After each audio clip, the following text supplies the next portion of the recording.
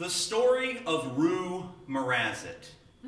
Now, it was winter when I met Rue Morazhit, and the snow was heaped up 3 inches on all the trailer tops, and this is the tradition at Big Fib Trailer Park Cul-de-sac. Anytime there's a snow, everybody jumps up on their trailer tops, and they make snow sculptures as fast as they can. And Ma Ganda walks around, and she judges those snow sculptures based on whatever criterion she comes up with that day. And first place just gets bragging rights, but Big Fib ain't the kind of place where people brag, so the entire thing is just kind of an exhibition.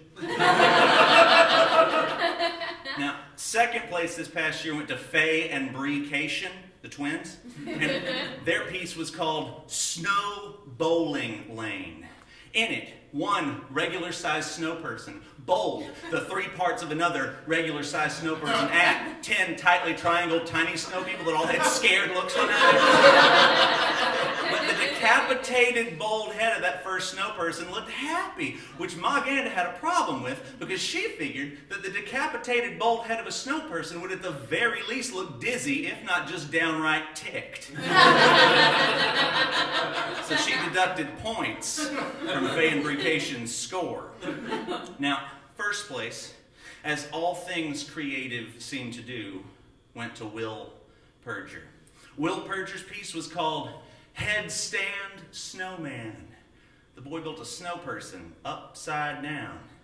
I didn't even think that was possible, what with physics and whatnot, right? The little head down at the bottom and the 2 larger, heavier parts on top. But that wasn't what impressed Ma Ganda. No, the thing that impressed Ma Ganda, Will had infused flecks of red dried paint into the head to depict the actual fact that blood might rush to an upside-down snow person's skull. Now, why am I telling you this in a story that is about Rue Morazhit? Well, when I walked into Rue's yard for the first time ever, all I saw were 86 white rolls of toilet paper on top of the snow. And the rolls were rolled, not unrolled. There was no paper draped over anything. It was just 86 white rolls of toilet paper, stippling. She called her piece, One for Every Year. And your eyes, as they cross over them, they unfocus and focus, making those toilet paper rolls disappear and reappear against the background of that snow. Disappear and reappear, and just like memories. Or in Rue Morazhit's case, memories of entire years. I told Ma Ganda, it's pretty impressive that Rue Morazhit was able to make beautiful art out of toilet paper, and Ma Ganda agreed with me. But she said, honey, we can't give a snow person competition award to a toilet paper piece. Big Fib ain't progressive.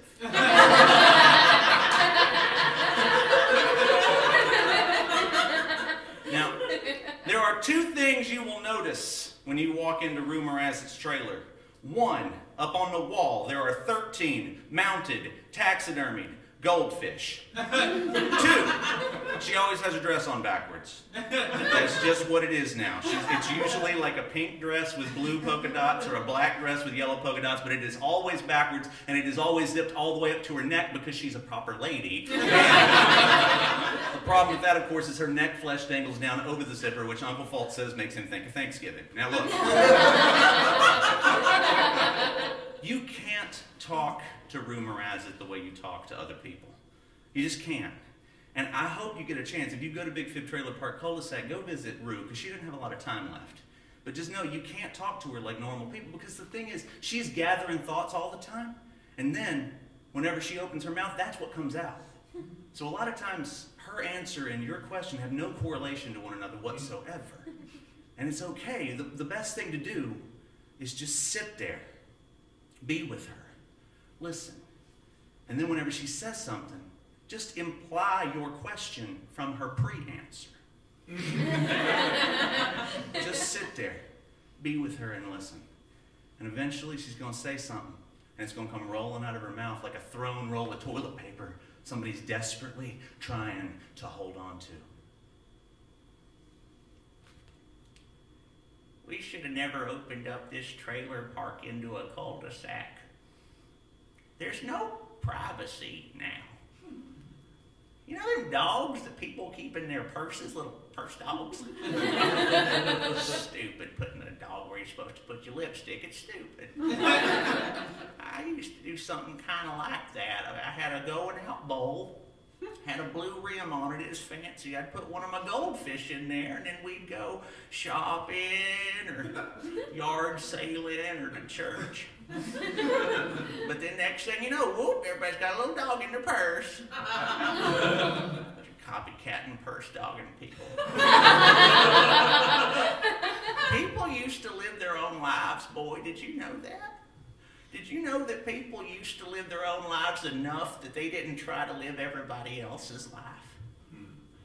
Oh, each one of them toilet paper rolls out there had 400 sheets. And so I took 35 off of each one of them. And that's what's stacked on the bowl in the little inside-out house if you were to need it for whatever reason.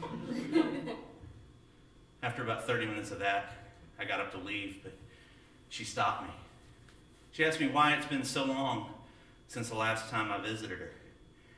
And before I thought, I didn't even think about it. I just said, Rue, this is the first time we've ever met. And she said, well, I don't care who you are, boy, just as long as you come visit.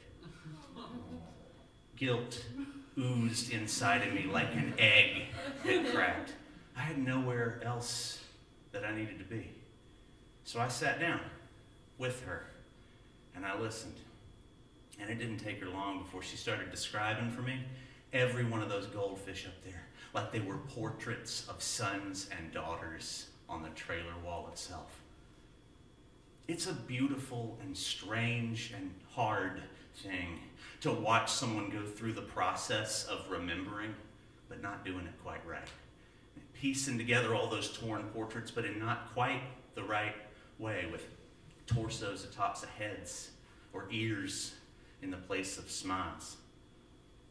I've asked everybody at the trailer park, and they have all told me there was a time when Rue Morazhit's beautiful brain opened itself up to the rest of the world.